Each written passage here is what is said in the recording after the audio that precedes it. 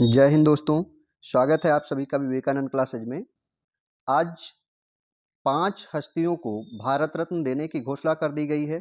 तो आज हम लोग भारत रत्न के बारे में विस्तार से जानेंगे कि भारत रत्न की शुरुआत कब हुई थी, किसके समय में किया गया था, उस समय राष्ट्रपति कौन थे और जिन 5 लोगों को भारत रत्न इस बार दिया गया है, उनके बारे में हम लोग विस्तार से जानेंगे कि उनका योगदान क्या रहा है, आखिर उनको किस बात के लिए भारत रत्न पुरस्कार दिया गया है। भारत रत्न की शुरुआत आपको बता दें कि 1954 में राष्ट्रपति राजेंद्र प्रसाद जी द्वारा की गई थी और यह अगर संविधान की बात करें तो अनुच्छेद 18 कहता है कि उसके द्वारा उपाधियों की अंत की गई। अनुच्छेद 18 में उपाधियों की अंत की गई। तो जब सारी उपाधियों का अंत कर दिया गया संविधान के द्वारा, तो वहां पर फिर 4 नागरिक उपाधियां तैयार की गई और 4 सैनिक उपाधियां बनाई गई। नागरिक उपाधियों में पद्मश्री, पद्म भूषण, पद्म विभूषण और भारत रत्न, ये 4 बनाए गए थे। तो आइए आगे हम लोग देखते हैं भारत रत्न के बारे में कुछ विशेष चीजें।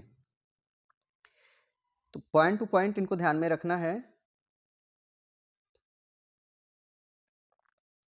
भारत रत्न देश का सर्वोच्च नागरिक सम्मान है। इसकी शुरुआत 1954 में की गई थी। जो भारत रत्न है वो एक नागरिक सम्मान है, सैनिक सम्मान नहीं है, क्योंकि अनुच्छेद 18 के द्वारा बाकी सारी उपाधियां खत्म कर दी गई थी।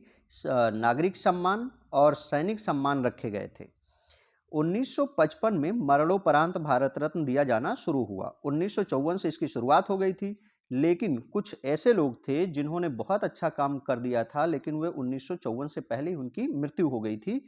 तो ऐसे लोगों को 1955 से भारत रत्न देने की शुरुआत हुई। उस समय राष्ट्रपति कौन थे? डॉक्टर राजेंद्र प्रसाद थे। ठीक है ना।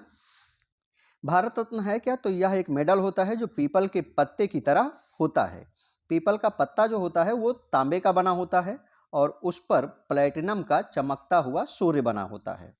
ठीक है, ये है भारत रत्न। यहाँ आप देखिए, ये पीपल के पत्ते के आकार का होता है और यह जो पीपल का पत्ता है ये किसका बना होता है? तांबे का बना होता है। फिर इसके ऊपर हम देख रहे हैं कि एक जो है वो सूर्य है और ये जो सूर्य है वो किसका बना है? तो सूर्य जो होता है वो प्लेटिनम का बना होता है। आगे इसकी विशेषताओं को हम लोग देखते हैं। विशेषता यह है कि भारत रत्न के साथ में कोई धनराशि आपको नहीं दी जाती है, रुपए पैसे नहीं दिया जाता, क्योंकि आप देश के सर्वोच्च नागरिक हैं। तो वहां पर पैसे तक बात आती ही नहीं है, पैसे से ये सब चीजें बहुत ऊपर हो जाती है। मेडल के नीचे चांदी से भारत रत्न लिखा होता है। ये आप देख रहे हैं, लिखा है भारत रत्न। किससे लिखा हुआ है? तो ये चांदी से लिखा हुआ है। मेडल के पीछे यानी इसके आप बैक में देखेंगे, इसके बैक में देखेंगे तो अशोक स्तंभ के नीचे हिंदी में सत्यमेव जयते लिखा होता है। ठीक है, किस भाषा में लिखा हुआ है? तो सत्यमेव जयते लिखा होता है, हिंदी भाषा में भारत रत्न के पीछे लिखा होता है। यह भारत का सर्वोच्च सम्मान है, यानी ये भारत का सर्वोच्च सम्मान माना जाता है।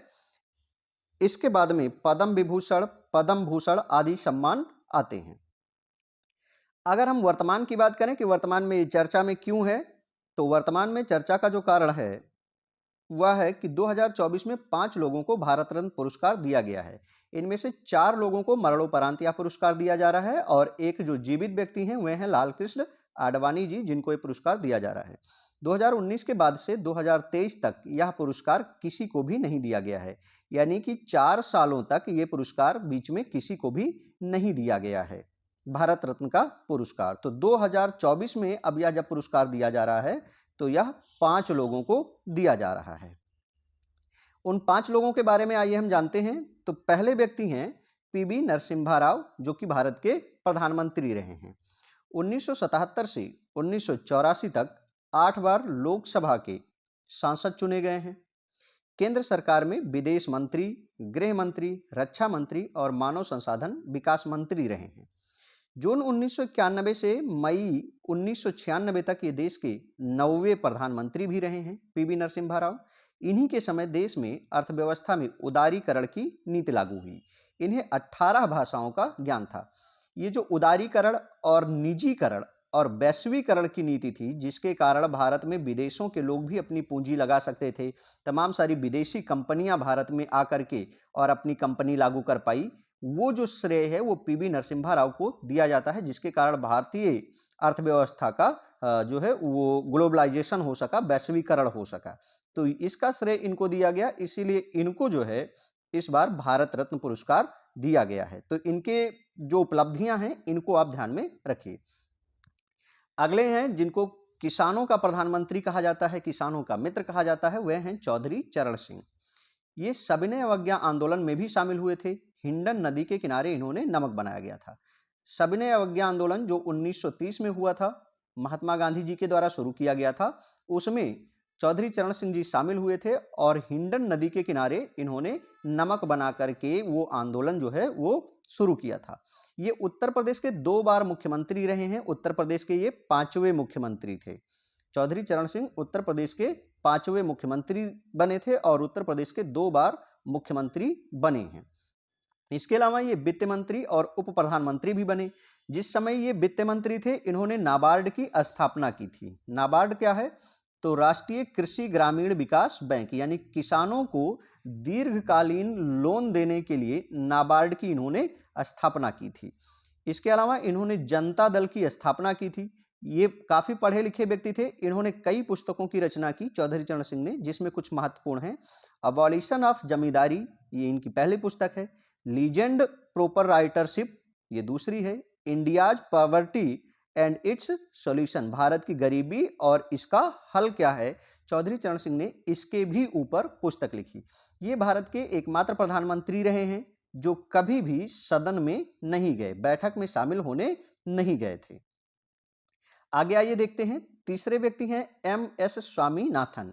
इनसे आप परिचित होंगे। एम.एस. स्वामीनाथन, जो भारत में हरित क्रांति हुई 1966-67 के दौरान भारत में हरित क्रांति हुई थी, तो इन्हें हरित क्रांति का जनक कहा जाता है, एम.एस. स्वामीनाथन को। इनका पूरा नाम है मनकोम्बू संबाशिवन स्वामीनाथन। ये एक आनुवांशिक वैज्ञानिक थे। इनकी उपलब्धियों की बात करें तो 1971 में इनको मैग्सेसे पुरस्कार, 1986 में अल्बर्ट आइंस्टीन वर्ल्ड साइंस पुरस्कार, 1987 में विश्व का पहला खाद्य पुरस्कार मिला, 1989 में यूनेस्को गांधी स्वर्ण पदक पुरस्कार इनको मिला। इसके अलावा अगर हम भारत में इनके पुरस्कारों की बात करें तो 1967 में पद्मश्री, 1972 में पद्म भूषण, 1989 में पद्म विभूषण और अब 2024 में इनको भारत रत्न पुरस्कार से नवाजा गया है। ये भारत के महान कृषि वैज्ञानिक रहे हैं और इन्होंने भारत को आत्मनिर्भर बनाया अनाज उत्पादन के क्षेत्र में। 1966-67 के दौरान भारत में हरित क्रांति की शुरुआत हुई और हरित क्रांति को लागू करवाने में डॉक्टर एम.एस. स्वामीनाथन का महत्वपूर्ण योगदान रहा है। आपको बताते चलें कि विश्व स्तर पर हरित क्रांति की शुरुआत नॉर्मन बोरलाग ने की थी। किसने की थी? डॉक्टर नॉर्मन बोरलाग ने की थी। इनको शांति के क्षेत्र में नोबेल पुरस्कार दिया गया था, डॉक्टर नॉर्मन बोरलाग को। ठीक है, आगे आइए देखते हैं।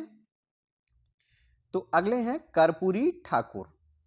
ये बिहार के महान विभूति रहे हैं कर्पूरी ठाकुर। 1924 से 1988 तक इनका जीवन काल रहा है। आइए इनकी विशेषताएं देखते हैं। तो स्वतंत्रता आंदोलन के दौरान ये 26 माह तक जेल में रहे। इसके अलावा ये कांग्रेस सोशलिस्ट पार्टी के सदस्य रहे। बाद में ये कांग्रेस सोशलिस्ट पार्टी के सचिव बनाए गए। अखिल भारतीय हिंद किसान पंचायत का राज्य सचिव बनाया गया इनको। 1952 में ये बिहार के ताजपुर विधानसभा सीट से पहली बार विधायक बने थे।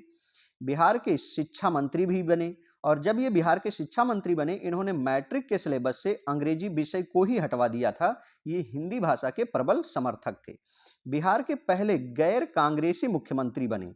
कर्पूरी ठाकुर जो है बिहार के पहले गैर कांग्रेसी मुख्यमंत्री बने और इसके अलावा ये बिहार के 2 बार मुख्यमंत्री बनने वाले व्यक्ति थे।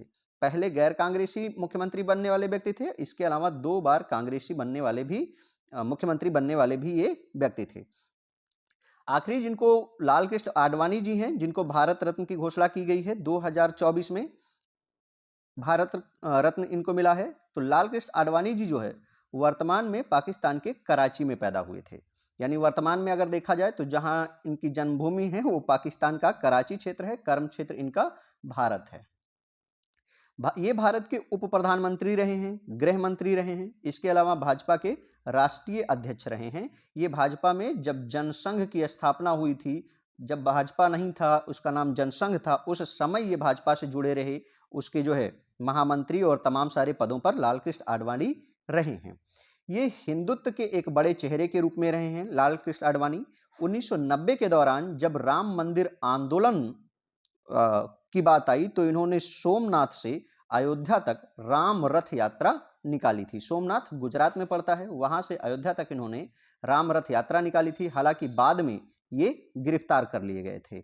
इसके अलावा ये राज्यसभा और लोकसभा के सांसद भी रहे हैं। राज्यसभा से ये 4 बार और लोकसभा से ये 5 बार सांसद भी चुने गए हैं। तो इन 5 विभूतियों को इस बार जो है वो भारत रत्न अवार्ड मिला है और इस तरह से कुल मिलाकर के भारत रत्न पाने वाले लोगों की संख्या 52 हो गई है, 52 हो गई है। तो ये जानकारी यदि आपको अच्छी लगी हो तो वीडियो को लाइक करें, शेयर करें और सब्सक्राइब करें। जय हिंद।